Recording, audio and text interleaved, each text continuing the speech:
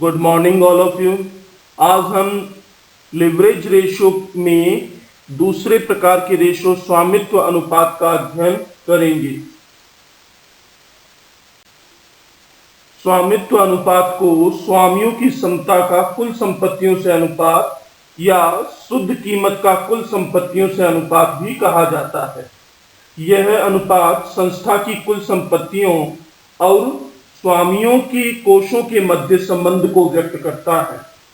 यह अनुपात यह ज्ञात करता है कि व्यवसाय की कुल संपत्तियों में स्वामियों के कोष किस सीमा तक लगे हुए हैं।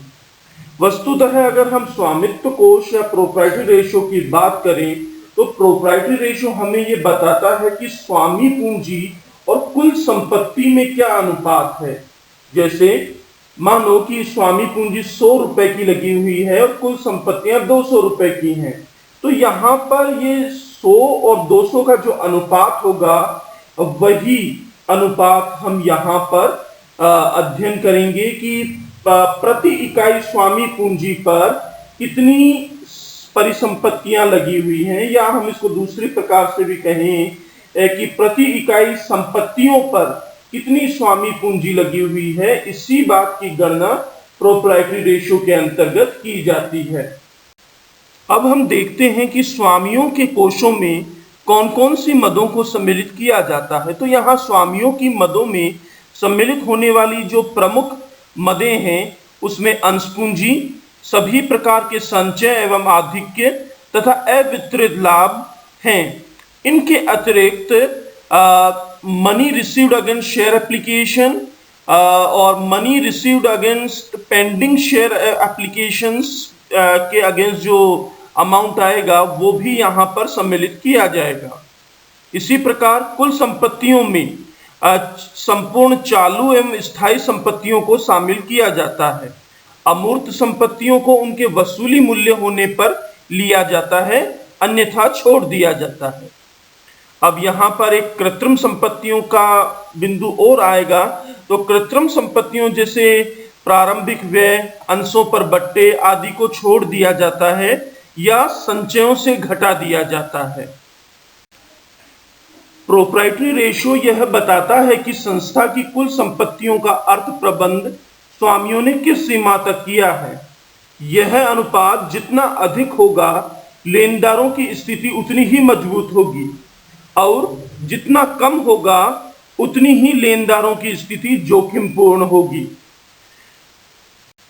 अभी तक हमने देखा कि प्रोप्राइटरी रेशो क्या होता है, प्रोप्राइटरी रेशो की गणना किस प्रकार से की जाती है, कौन कौन सी मदें इसमें सम्मिलित होती हैं। अब हम इसकी गणना की प्रक्रिया को देखते हैं कि गणना की प्रक्रिया किन सूत्रों के माध्यम से संपन्न होती है। तो यहाँ पर प्रोप्राइटरी रेशो को ज्ञात करने के लिए जो सूत्र प्रयोग में लिया जाता है वह है proprietors fund divided by total assets. यानी प्रोप्राइटर्स फंड में अगर हम कुल संपत्तियों का भाग दे दें तो जो भागफल आएगा वही हमारा प्रोप्राइटरी रेशो होगा। अब यहाँ पर देखें कि दो मदें यहाँ पर प्रयोग में लाई गई हैं, एक प्रोप्राइटर्स फंड है और दूसरी टोटल असेट्स।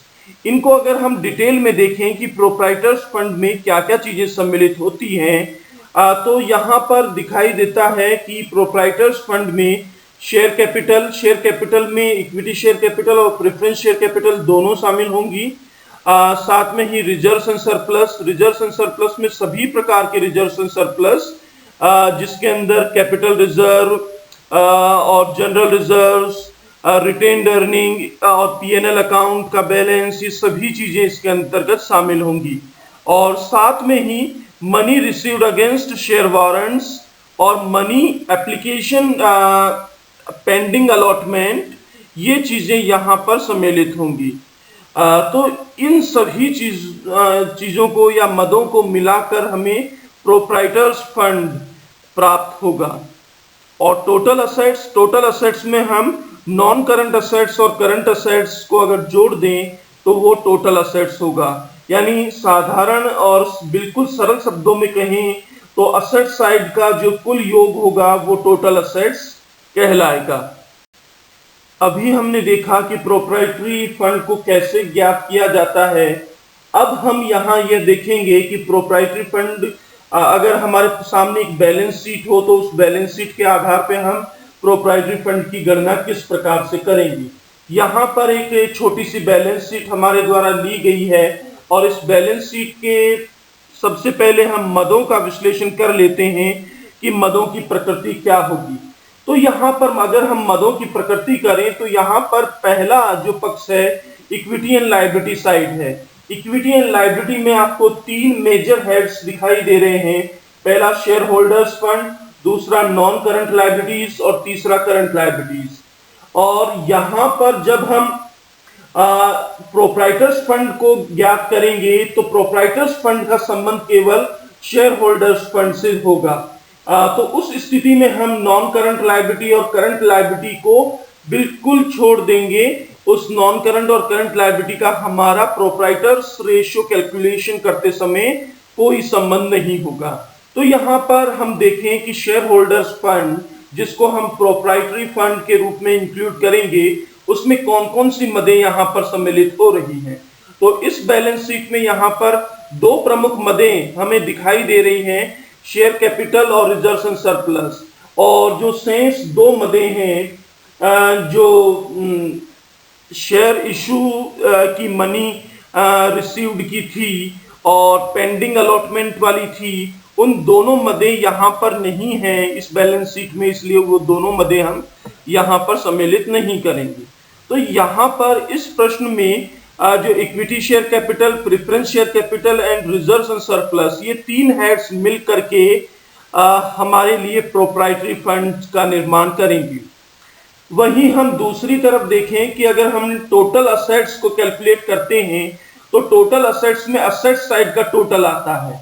और यहाँ पर इस बैलेंस शीट में हम देख रहे हैं कि असेट्स को हमने दो भागों में वर्गीकृत किया है, नॉन करंट असेट्स और करंट असेट्स। इन्हीं दोनों का जो कुल योग होगा वही हमारा टोटल असेट्स होगा। तो इस प्रकार से हम इस प्रश्न को सरल करने का प्रयास करेंगे। बैलेंस शीट का विश्लेषण करके हमने मदों को क्लासिफाइड किया और मदों को ये देखा कि कौन सी प्रोप्राइटरी फंड में इंक्लूड होंगी और कौन कौन सी मदें टोटल असेट्स में आएंगी। अब हम इनका योग करते हैं। तो सबसे पहले हम प्रोप्राइटरी फंड का कैलकुलेशन करते हैं। तो जैसा कि आपको पहले भी बताया जा चुका है कि प्रोप्राइटरी फंड में क्या क्या चीजें इंक्लूड होंगी, तो हम एक बार वापस से उसको रिपीट करते हैं। प्रोप्राइटरी फंड में share capital, reserves and surplus, money received against share warrants, share application money pending allotment, ये चार चीजें या चार मदें प्रोप्राइटरी फंड में इंक्लूड होंगी। तो यहाँ पर इन चार मदों में से केवल दो ही मदें इस बैलेंस शीट में दी हुई थी, शेयर कैपिटल और reserves and surplus. Share capital का अमाउंट 1 लाख रुपए था और रिजर्व्स एंड सरप्लस का अमाउंट 84,500 84,500 था। तो इस प्रकार से प्रोप्राइटरी फंड का टोटल यहाँ पर निकल के आता है 1,84,500। और दूसरी तरफ हम अगर टोटल असेट्स को देखें तो टोटल असेट्स में हमने देखा कि टोटल असेट्स की दो बाइफर्केशन थे, नॉन करंट असेट्स और करंट असेट्स। अगर हम इन दोनों मदों का योग कर दें तो हमारे लिए टोटल असेट्स प्राप्त हो जाएगा। इस बैलेंस शीट में नॉन करंट असेट्स 2,19,810 और करंट असेट्स 87,190 था। तो इनका योग जो टोटल असेट्स के रूप में आएगा वह 3,07,000 रुपीज यहाँ पर आएगा। अब हमने मदों की गणना कर ली है, हमने ये देख लिया है कि प्रोप्राइटरी फंड में कितना अमाउंट आएगा और टोटल असेट्स का अमाउंट कितना होगा। अब ये करने के बाद में जो प्रोप्राइटरी रेशियो का फॉर्मूला है, proprietors fund divided by total assets, उस फॉर्मूले में हम इन वैल्यूज को पुट करेंगे। तो इन वैल्यूज को पुट करने पर 1,84,500 डिवाइडेड बाय 3,07,000, तो ये भागफल जो निकल के आएगा वही हमारा प्रोप्राइटरी रेशियो होगा। जो ये भागफल यहाँ पर निकल के आता है 0.6, तो यहाँ पर 0.6:1 हमारा प्रोप्राइटरी रेशियो है।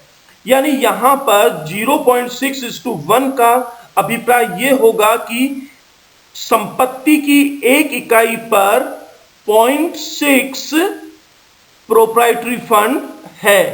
तो ये एक चीज यहां पर निकल के आती है जो हमारे द्वारा यहां पर देखी गई। Thanks all of you. आज हमने प्रोप्राइटरी रेशो देखा।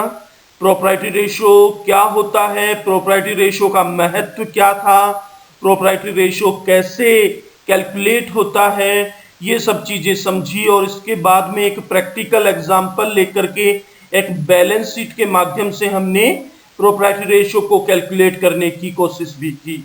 इसी प्रकार से हम अन्य प्रश्नों को भी हल कर सकते हैं।